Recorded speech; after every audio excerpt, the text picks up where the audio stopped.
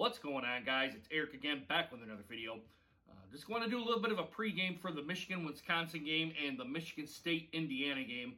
I think probably the more interesting game is probably going to be Michigan and Wisconsin, even though I think Indiana and Michigan State is probably going to be a runaway by Indiana.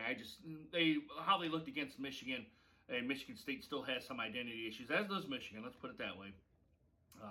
Mel Tucker's he's got to find something to try to get this team going in a positive direction. The only real time they had that was, was at Michigan, where they ended up beating Michigan that day.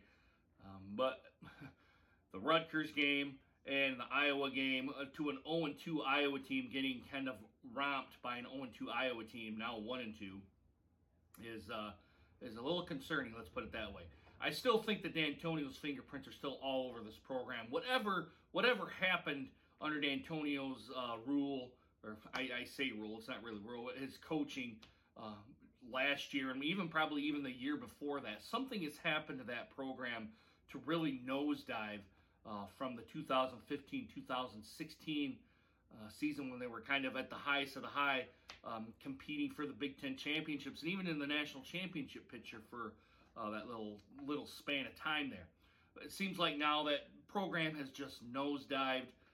Mel Tucker he signed the contract, so he knows what's up with, he knows what kind of situation that he signed it up for. So, excuse me, got a little bit of a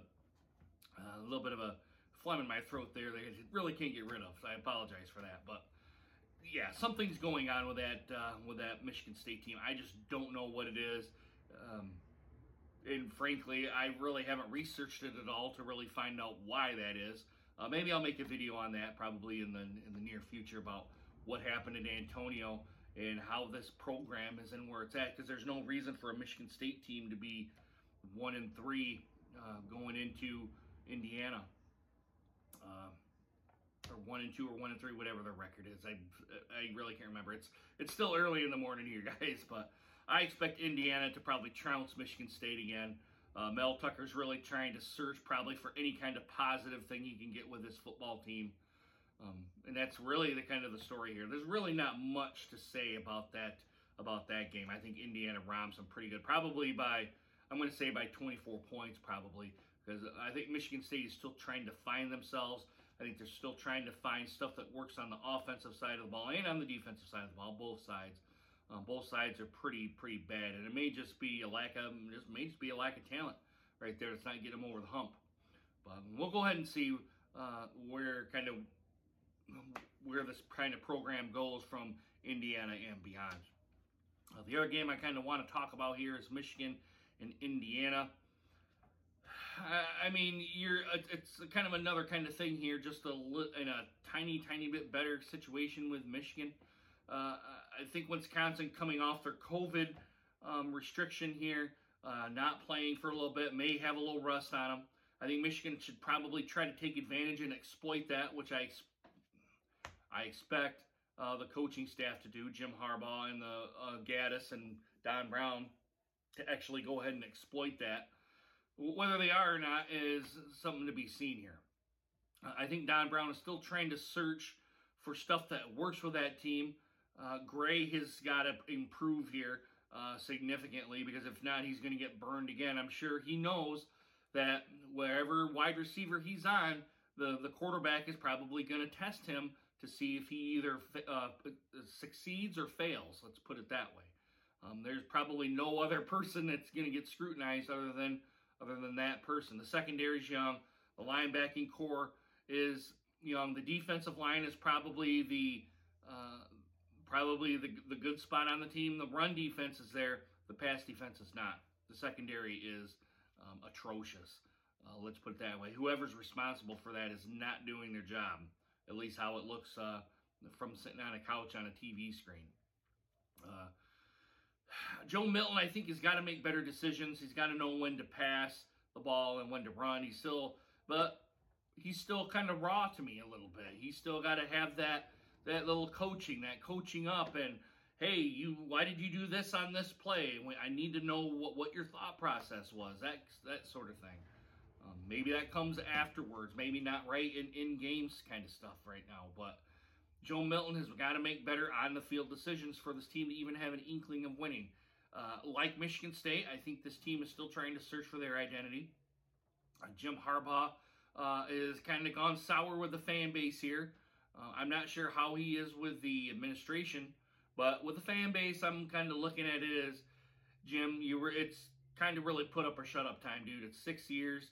You've only kind of once sniffed the Big Ten championship and even the college football playoff, and you really haven't done much for Michigan ever since then. Yeah, you've put up 8, 9, 10 wins, but against your biggest rival, you've failed. So I think that Jim is kind of losing some of the fire and some of the passion that he's had in previous years. Maybe he just doesn't want to be at Michigan anymore. I don't know that for a fact. I think a lot of people said he has 1 year left on his contract, and it's kind of a pretty big buyout if Michigan does that. But, I really do think that Jim has kind of lost the passion for that. The passion on the sidelines doesn't seem to carry over to putting his players in the best position to win. And I think you're probably going to see that again against Wisconsin. I think it's going to be a much closer game than probably we all realize here. Does Michigan win? I think it's a toss-up here because Michigan has been, based on what I've seen, has been bad. And then you've got Wisconsin coming off the COVID restriction that the Big Ten placed on them. I think it's 14 days, 10 or 14 days, whatever it is, where they have that restriction. So I'm going to call this a toss-up game for me. It's just going to see how Wisconsin comes out of the gate with not being, I don't know if they've been even able to practice. I haven't even looked here on the computer about if anything like that has been happening over at Wisconsin, over in Madison. So to me, this is a pick'em game to me. It's kind of one of those games. Is Michigan going to show up, or is Michigan kind of going to go back to their roots and kind of falter with the inexperience? And in Michigan terms, it would kind of be lack of talent.